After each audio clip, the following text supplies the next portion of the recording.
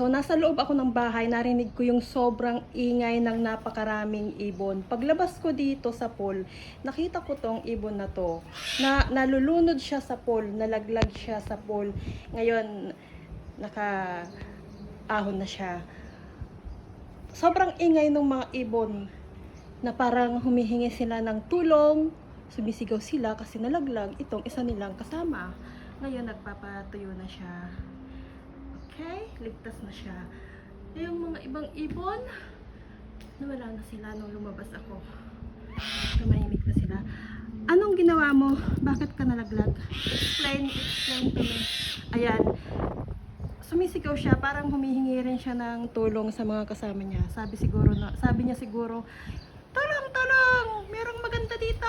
Baka kuhanin ako! Baka asawahin ako! Sabi niya siguro. Ayun, natatakot na siya, lumalayo siya sa akin. Akala niya gagawan ko siya ng hindi maganda. Wala siyang tiwala sa akin. At ito isa, excuse me?